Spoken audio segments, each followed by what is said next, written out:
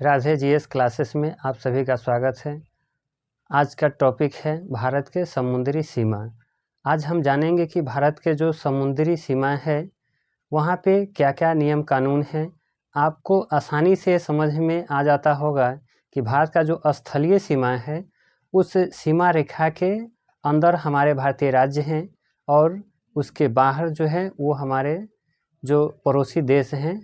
तो वहाँ पे क्या है वो आपको डायरेक्टली पता चल रहा होगा। लेकिन इसी चीज़ों को अगर हम लोग समुद्र में देखें तो वहाँ पे आपको स्पष्ट पता नहीं चलेगा। इस सीमा के बारे में हम लोग डिटेल यहाँ पे जानकारी प्राप्त करेंगे। इससे पहले की वीडियो में हम लोगों ने पढ़ा था कि भारत के जो समुद्री सीमा से लगे हुए राज्य हैं वो कौन कौन से हैं, उसको हम लोगों ने बारीकी से स्टेप बाय स्टेप देखा था, समझा था और उसके विषय में विशेष जानकारी हम लोगों ने प्राप्त किया था। चलिए हम अब शुरू करते हैं भारत के तटीय राज्यों को जानने के बाद भारत के समुद्री जो सीमा है उसके विषय में। आप जानते हैं कि भारत के जो समुद्री सीमा है, जो तट है, उस तट के अलग अलग नाम भी हैं। जैसे मलाबार तट आप सुने होंगे, कोकण तट, केनरा तट। इसी प्रकार से अब इन सभी चीज़ों के बारे में हम लोग समुद्री सीमा जो है उसके विषय में जानकारी प्राप्त करेंगे। जैसे हम लोग देखेंगे कि कहाँ से कहाँ तक मलाबार तट है। जैसे आप सुने भी होंगे कि प्रथम यूरोपीय जो व्यापारिक आया था भारत, वो पुर्तगाल का था और उस व्यक्ति का नाम था वास्को डी गामा। जो आप जानते होंगे कि केरल राज्य जो है उसी केरल राज्य के कालीकट बंदरगाह पे पहुंचा था। जो आप देख रहे होंगे कि वो कौन से तट हैं, तो आप सुन रहे होंगे मलाबार तट। तो एक तो आप पहले से ही आप लोग जानते रहते हैं, लेकिन इसके अलावे बहुत सारे तट हैं जिनकी विशेष जानकारी हम लोग आज अभी इस क्लास में प्राप्त करेंगे। चलिए शुरू करते हैं। यहाँ पे एक मानचित्र बनाते हैं।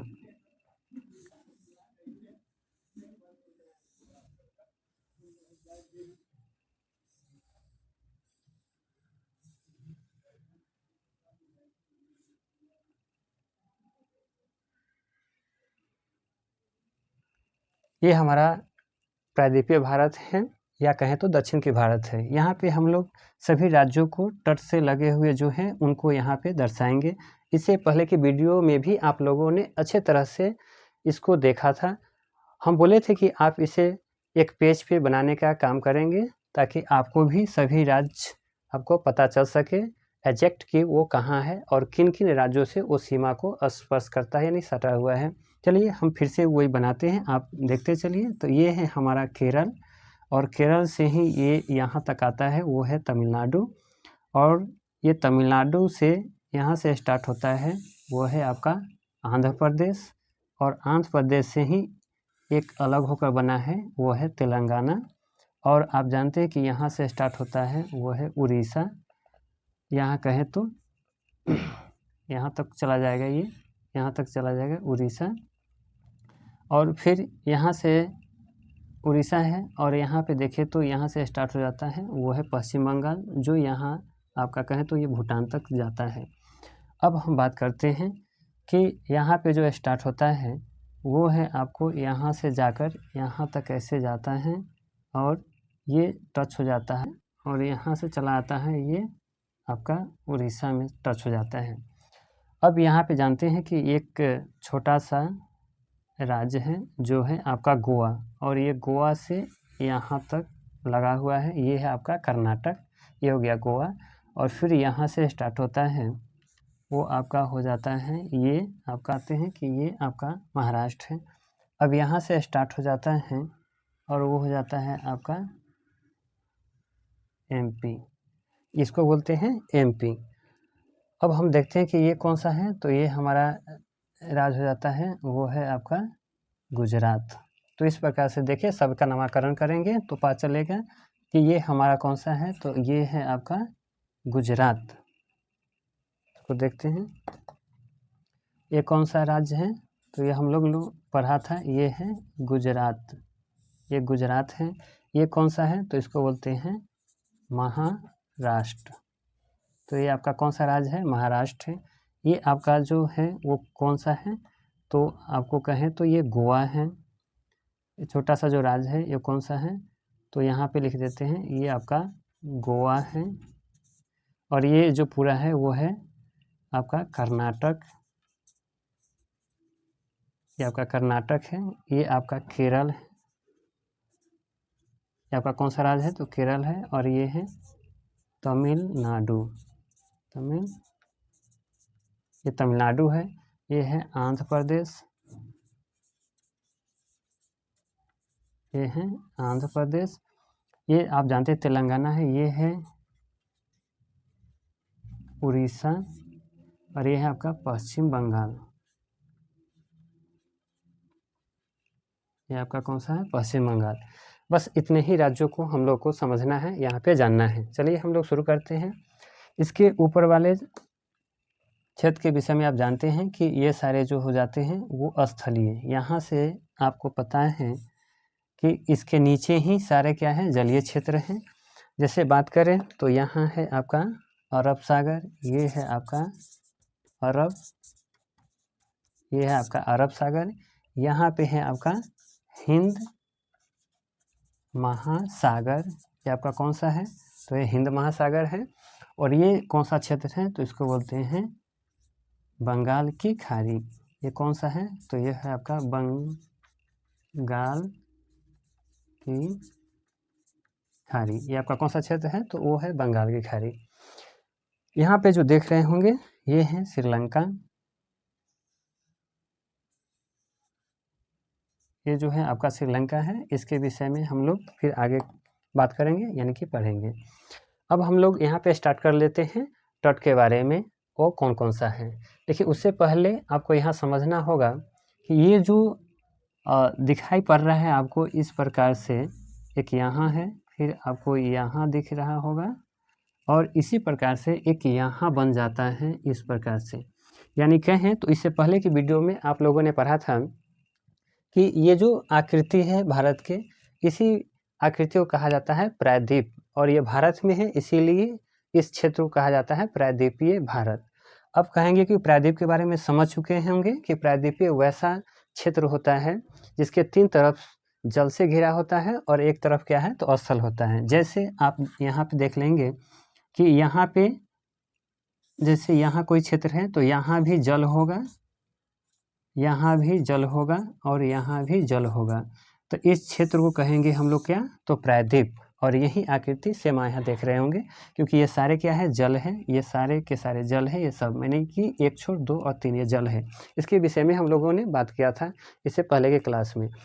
अब इसी के अपोजिट हम लोग को देखना है कि वह जो है हम बता चुके थे कि इसको बोलते हैं खाड़ी, और आपके पहले ही वीडियो में बताए थे कि खाड़ी के बारे में हम लोग समझेंगे। तो जस्ट खाड़ी जो होता है वो प्रायद्वीप के उल्टा होता है। जैसे है ये प्रायद्वीप के जस्ट अपोजिट होता है। जैसे इसके 3 तरफ से जो होता है वो स्थल होता है और एक छोर जो होता है वो जल होता है, तो इसका अपोजिट हो जाएगा। यानी कि ये आपका कौन था तो ये था आपका स्थल। देखिए अब यहाँ पे क्या हो जाएगा कि ये केवल हो जाएगा जल, और इसके 3 छोर जो होगा वो होगा स्थल, ये स्थल, यह भी स्थल, और यह क्षेत्र भी स्थल। अर्थात आप देख रहे होंगे कि 3 छोर क्या है तो स्थल है और 1 छोर जल है। यही कंडीशन जो है ये 3 जगहों पे बनता है।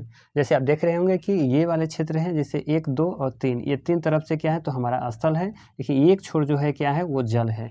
फिर इसी प्रकार से देखें तो ये वाले और इधर, यानी कि ये 3 छोर जो है क्या है तो स्थल है, हमारा भूमि है भारत का, और ये वाला क्षेत्र क्या है तो वो जल है। फिर यही कंडीशन आपको एग्जैक्ट यहाँ पे अभी दिख नहीं रहा होगा, लेकिन आप देखें गौर से तो आप देखेंगे कि यहाँ पे जो है वो बांग्लादेश है, और यहाँ पे जो हो जाता है ये म्यांमार। तो आकृति को देखें तो ये बंगाल की खाड़ी है, अर्थात कि ये जो क्षेत्र है इस प्रकार से जो बनेगा, अर्थात इस प्रकार से जो बनेगा ये सारे, तो इस प्रकार से बनता है। यानी कि ये सारे स्थल, इधर भी स्थल, ऊपर भी स्थल, और नीचे क्या है तो सारे के सारे जल है, तो इसीलिए ये भी क्या है खाड़ी है। तो अब ये तो जान गए कि यह क्षेत्र क्या है तो बंगाल की खाड़ी। उसी प्रकार से ये यहाँ ये जो 2 दिख रहा है खाड़ी, इसके बारे में हम लोग जानेंगे। और चलिए इसका नाम क्या है तो सबके बारे में जानते हैं। इसे बोलते हैं कच्छ, इसको बोलते हैं कच्छ की खाड़ी। इसे क्या बोला जाता है तो ये आपका है कच्छ की खाड़ी। ये जो होता है उसे बोलते हैं खंभात की खाड़ी। खंभात की खाड़ी, ये आपका कौन सा खाड़ी है? उसको बोलते हैं खंभात की खाड़ी। दो पढ़ लिए, एक है कच्छ की खाड़ी, दूसरा है खंभात की खाड़ी, और यहाँ पे क्या है? तो ये है बंगाल की खाड़ी। खाड़ी समझ गए होंगे, खाड़ी होता क्या है? तो खाड़ी का मतलब होता है कि वैसा भूमि का क्षेत्र या वैसा क्षेत्र जो तीन तरफ से अस्तर से घिरा हो और एक तरफ क्या है? तो वो जल से घिरा हो या जल से लगा हो। और यही कंडीशन हमारे प्रायद्वीप भारत में तीन वैसे क्षेत्र हैं जहाँ पे फिट हो रहा है, इसीलिए इन तीनों का अलग अलग नामकरण है। अब हम लोग समझेंगे इस खाड़ी के समझने के बाद कि यहाँ जो ये सब क्षेत्र हैं उस सब का अलग अलग नाम है, यानी कि जिसको बोलते हैं तट। अब यहाँ इस अलग अलग नामों से जाना जाता है, तो हम लोग चलिए स्टार्ट करते हैं। यहाँ से जो स्टार्ट होता है यहाँ तक का ये सारा क्षेत्र कहलाता है, ये सारा क्षेत्र आपका कहलाता है, वो है आपका ये कहलाएगा आपका सौराष्ट्र। ये कौन सा तट है? तो सौराष्ट्र तट, या इसी को बोलेंगे या काठियावाड़, काठियावाड़ तट, इसी को बोलेंगे काठियावाड़ तट। तो ये आपको समझना है कि ये हो गया कच्छ की खाड़ी, यहाँ से लेकर यहाँ तक ये हो गया सौराष्ट्र या काठियावाड़ तट कह लीजिए। फिर ये जो है इसे बोलेंगे खंभात की खाड़ी। अब यहाँ से स्टार्ट हो जा रहा है, आप देख रहे हैं ये महाराष्ट्र से लेकर ये गोवा तक का जो क्षेत्र है वो कहलाता है कोकण तट। इसे क्या बोलेंगे? तो इसे बोला जाता है कोकण तट। ये हो गया आपका कोकण, ये हो गया आपका कोकण तट। ये कौन सा तट है? तो उसको बोलेंगे कोकण तट। फिर आप देखेंगे कि इस गोवा से स्टार्ट होकर आप जाएंगे इस केरल के पास तक, तो इसे बोलते हैं केनरा तट। केनरा, इसको बोलेंगे केनरा तट। ये गोवा से स्टार्ट कहाँ? केरल तक जाएगा, केनरा तट कहलाएगा। और ये केरल वाला जो पूरा इलाका है वो आपका कहलाएगा मालाबार तट। मालाबार तट, ये आप समझ गए होंगे ये कौन सा है? मालाबार तट। बोलते हैं कोरोमंडल तट। ये जो हमारा क्षेत्र है ये सारे के सारे क्या कहलाएगा? तो ये कहलाता है कोरोमंडल। कोरोमंडल, ये कहलाता है कोरोमंडल तट। ये है कोरोमंडल तट। और ये जो आंध्र प्रदेश वाला क्षेत्र है इसको बोला जाता है उत्तरी सरकार तट। इसको बोला जाता है, ये जो होता है वो है उत्तरी सरकार तट। ये हो जाता है उत्तरी सरकार तट। ये उड़ीसा वाला क्षेत्र जो है वो कहलाता है उत्कल तट। उत्कल, ये कहलाता है उत्कल तट। ये उत्कल है। और ये है बंगाल, तो इसका नाम से ही होता है बंगाल तट। तो यही हमारा क्या है? तट है। ये सारे क्या है? समुद्र, यानी कि ये जो आधार रेखा है, इस आधार रेखा के बाहर का जो ये सारे सीमा है उसका नामकरण किया गया है। अब क्रमबद्ध याद रखना है, ये इसको क्या बोलते हैं? तो इसे बोलते हैं कच्छ की खाड़ी। ये क्या है? तो ये है हमारा खंभात की खाड़ी।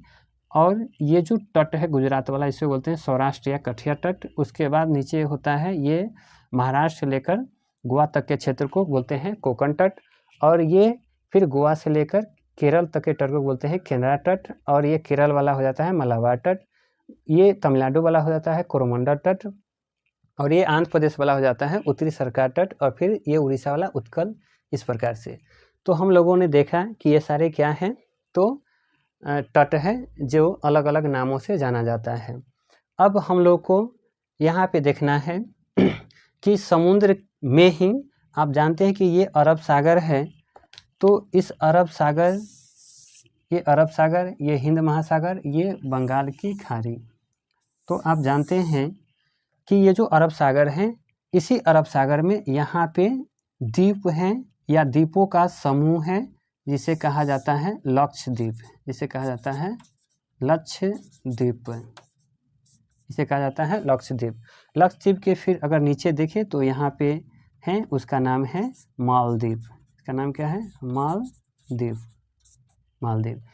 अब हम लोग को समझना है कि लक्षद्वीप, तो जब हम लोग नदी वाला चैप्टर पढ़ेंगे, नदी का क्लास होगा, तो उसमें हम बताएंगे कि द्वीप यानी कि द्वीप क्या होता है, द्वीप समूह क्या होता है। जैसे नदी पढ़ना होता है, नदी का उद्गम स्थान, नदी का मुहाना, उसी प्रकार से आप फिर पढ़ेंगे कि इसमें डेल्टा का भी निर्माण होता है, तो उन सारी चीज़ों को पढ़ेंगे। जैसे यहाँ बताने का हमारा उद्देश्य क्या है कि इन सब चीज़ों के बारे में जानकारी रहेगा तो आपको हम आगे का जो क्लास लाएंगे वो बेहतर ढंग से समझ में आएगा। क्यों? क्योंकि इसको बताना बेहद ज़रूरी है, क्योंकि हम जब पढ़ाएंगे नदी तो आपको बताएंगे कि नर्मदा और ताप्ती दो ऐसी नदी हैं जो एक समानांतर बहती हुई खंभात की खाड़ी में गिर जाती है। अगर खंभात की खाड़ी आप नहीं समझ रहे होंगे तो वहाँ आपको समस्या उत्पन्न हो जाएगा कि फिर खंभात की खाड़ी वो है कहाँ।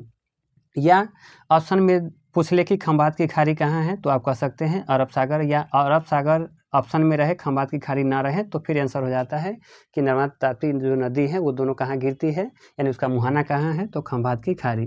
फिर इसे क्वेश्चन है कि एक्चुअली ये निर्माण करती है, डेल्टा का निर्माण नहीं करती है, तो वो सारे नदी वाले चैप्टर में या क्लास में हम लोग पढ़ेंगे। चलिए, ये हमारा डिटेल जानकारी यहाँ पे मिल गया, हम लोगों ने पढ़ लिया। अब हम लोग को पढ़ना है क्या कि ये जो तट है, इस तट को बोलते हैं आधार रेखा। ये तटीय सीमा, इसको बोलते हैं आधार सीमा। आधार का मतलब क्या है कि इसको मेन हम लोग बाउंड्री यानी कि बॉर्डर मान लेते हैं। इसके अंदर वाला क्या है, तो सारा हमारा भारतीय राज्य है। इसके बाहर वाला क्या है, तो पूरा जल ही जल है। क्योंकि इसके पहले आप यहाँ पढ़े होंगे तो यहाँ स्टार्ट हो जाता है यानी पाकिस्तान, तो आपको पता होगा कि यहाँ इस बॉर्डर है, तो इस बॉर्डर के पहले भारत, देखिए इस बॉर्डर के जस्ट बाद कौन, तो पाकिस्तान। क्यों? क्योंकि ये तो सारे स्थल से जुड़ा हुआ है, तो ये तो वहाँ समझने में दिक्कत नहीं है। लेकिन यहाँ स्टार्ट होता है पूरा के पूरा समुद्र। तो इसमें कैसे पता करेंगे कि हमारा जो अधिकार होगा उस आधार रेखा यानी कि बॉर्डर के यहीं तक है, यानी कि बॉर्डर तक ही है, या फिर इसके बाहर के क्षेत्रों में भी हमारा कुछ अधिकार है। तो इन्हीं के लिए कुछ हम लोगों को यहाँ कंसेप्ट दिमाग में रखना है। इसके लिए 3 क्वेश्चन इंपॉर्टेंट होता है जो पूछा जाता है, यानी कि 3 इसके लिए अंतर्राष्ट्रीय सीमाएं का निर्धारण किया गया है, जो हम लोग को इसमें बारीकी से पढ़ना है। अब हम लोगों को चलिए स्टार्ट करते हैं, यहाँ से देख लेते हैं कि वो क्या क्या है। वो समझना है कि इसके आगे यानी कि यहाँ से यहाँ तक की जो दूरी होता है वो होता है, इसे इसका दूरी होता है 12 नॉटिकल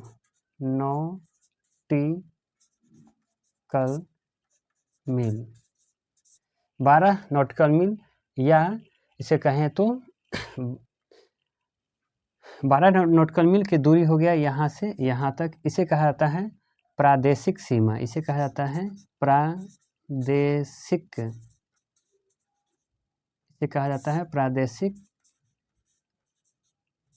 सीमा। आपको याद रखना है कि प्रादेशिक जो सीमा होता है वो कितना होता है, तो समुद्र तट के आगे समुद्र में जो 12 नॉटिकल मील तक या 12 समुद्री मील तक की जो दूरी होती है वही कहलाता है प्रादेशिक सीमा। अब ये क्या है, तो ये इसके समझना है कि यहाँ तक, यहाँ इस बॉर्डर से लेके यहाँ तक का जो क्षेत्र होता है टोटल, अब वो सब पूर्णतः भारतीय अधिकार क्षेत्र में होता है। यहाँ पर किसी दूसरे देश का कोई अधिकार होता नहीं है। अब समझना है कि अगर यहाँ है तो ठीक है, ये समझ गए कि सारे भारतीय, लेकिन यहाँ पे क्या है या फिर क्या है, तो आपको समझना है कि ये जो यहाँ 12 किलोमीटर दर्शाया गया है, ये टोटल अब जाएगा ऐसे 12, अर्थात ये टोटल के टोटल ऐसे यहाँ से लेकर यहाँ जितना भी समुद्री सीमा है सब जगह 12 किलोमीटर तक यानी 12 नॉटिकल मील तक की जो दूरी है वो कहलाएगा प्रादेशिक सीमा। और इन सभी सीमाओं में जो अधिकार होगा वो किसका होगा, तो वो भारत सरकार की होगी या इनसे संबंधित राज्यों का होगा, यानी अपना होगा। अब समझना है दूसरा कि इस 12 नॉटिकल मील से आगे, इस 12 नॉटिकल मील से आगे यहाँ तक, इसको बोलते हैं 24 इसे बोलते हैं 24 नॉटिकल मील, नॉटिकल मील, इसे बोलेंगे 24 नॉटिकल मील या समुद्री मील।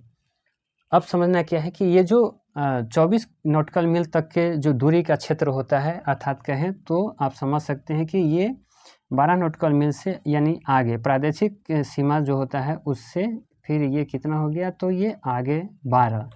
तो यहाँ से यहाँ तक का जो पूरा क्षेत्र है वो कहलाता है संलग्न क्षेत्र। ये क्या कहलाएगा, संलग्न, ये कहलाएगा संलग्न क्षेत्र। ये क्या कहलाता है, तो ये कहलाता है संलग्न क्षेत्र। ये आपका है संलग्न क्षेत्र। इन क्षेत्रों में अगर कोई दूसरे देश के व्यक्ति अगर आते हैं, कोई नागरिक आते हैं, तो वो जो परिवहन से आएंगे उस पे आपको टैक्स लगेगा, अर्थात इस पे जो है वो भारत सरकार का ही नियंत्रण होता है और इस पे विभिन्न प्रकार के आपको टैक्स देने होते हैं, या पर्यावरण को मुक्त करने का ये सारे यहाँ पे अधिकार होता है। ये हम लोग के लिए कानून बना हुआ है। अब हम लोग को देखना है तीसरा कि यहाँ तक इसकी दूरी हो जाती है 200 नॉटिकल मील, नॉटिकल मील। इसका जो दूरी हो जाता है वो 200 नॉटिकल मील होता है। ऐसे नाम दिया गया है अनन्य आर्थिक क्षेत्र। इसका नाम क्या है, अनन्य आर्थिक क्षेत्र। यहाँ क्या होता है कि इसके बाद, ये कंसेप्ट याद रखना है कि इसके बाद का जो क्षेत्र होता है उन क्षेत्रों पर आपका अधिकार नहीं होता है, या ये कंडीशन जो है केवल भारत के लिए नहीं है, ये कंडीशन सभी देशों के लिए होता है जो समुद्र के बाहर का जो क्षेत्र होता है उसके लिए। तो अब समझना है कि यहाँ तक का जो क्षेत्र है वो तो लगभग कह सकते हैं कि भारतीय अधिकार में होता है कुछ नियम के तहत, लेकिन इसके बाद 200 नॉटिकल मील के बाद का जो क्षेत्र होता है उसमें भारतीयों का कोई अधिकार नहीं होता है।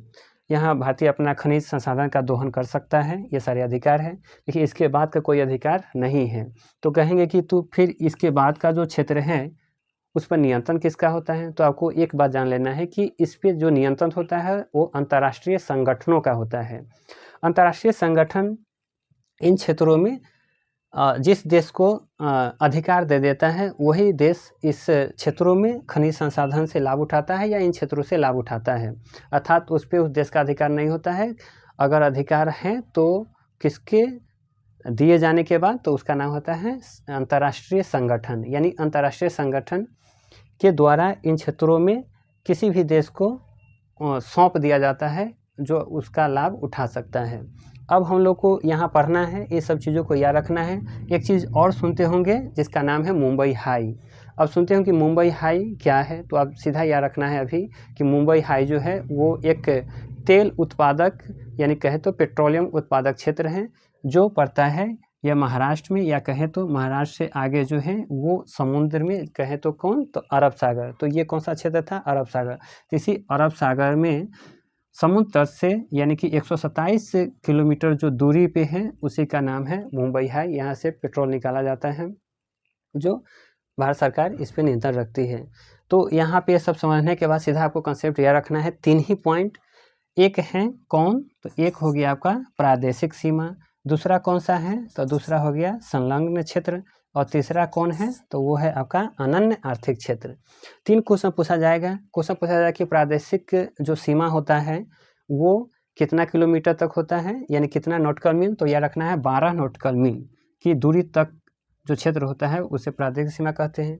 फिर संलग्न क्षेत्र क्या है, तो आपको यह रखना है 24 नॉटिकल मील, और फिर यह रखना है अनन्य आर्थिक क्षेत्र कितना, तो 200 नॉटिकल मील। ये आप समझ गए होंगे।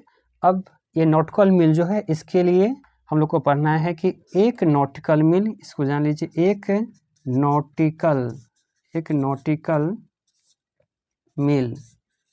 नॉटिकल मील बराबर जो होता है 1.6 किलोमीटर। और इसी प्रकार से एक नॉटिकल मील बराबर होता है 1.6 1.8 किलोमीटर, 1 पॉइंट क्या होगा 8 किलोमीटर, 1.8 किलोमीटर। और 1 मील बराबर जो होता है वो होता है आपका 1.6 किलोमीटर। ये आप समझ गए, इसके अकॉर्डिंग आप दूरी को प्राप्त कर सकते हैं। एक नॉटिकल मील बराबर कितना होता है, तो 1.8 किलोमीटर, ये पूछा भी जा सकता है आपसे, या एक मील बराबर कितना है, तो 1.6 किलोमीटर। तो ये सब चीज़ों को हम लोगों ने आज समझा है। अब हमारा ये समुद्र तटीय क्षेत्र का क्वेश्चन कंप्लीट हो रहा है, और फिर ये कहें तो तटीय राज्य का सीमा का जो जुड़ाव है। अब हम लोग अगले क्लास में बात करेंगे डिटेल। अगला टॉपिक हमारा होगा भारत का स्थिति एवं विस्तार। अब हम लोग समझेंगे कि ये जैसे इसमें हम समझ गए कि तटीय सीमा क्या है, स्थलीय सीमा क्या है। अब इसके स्थलीय सीमा की लंबाई, तटीय सीमा की कुल लंबाई, इन सब चीज़ों को पढ़ेंगे। जैसे ये यहाँ से तट शुरू होता है तो इसकी टोटल लंबाई कितनी होगी। तो दो प्रकार का लंबाई है, एक तो ये तो मुख्य आधार स्तंभ से है, यानी कि कहे तो आधार सीमा से लगा हुआ है तट, ये मुख्य तट बोलते हैं। और यहाँ जो सुन रहे हैं आप, जैसे आप बता रहे थे लक्षद्वीप, तो ये लक्षद्वीप कहाँ पड़ता है, तो भारत में ही है, और कहें तो कहाँ, अरब सागर में। तो ये जो लक्षद्वीप है, या कहें तो बंगाल की खाड़ी है, यहाँ पे क्या है, तो द्वीप हैं बहुत सारे, जिसको बोलते हैं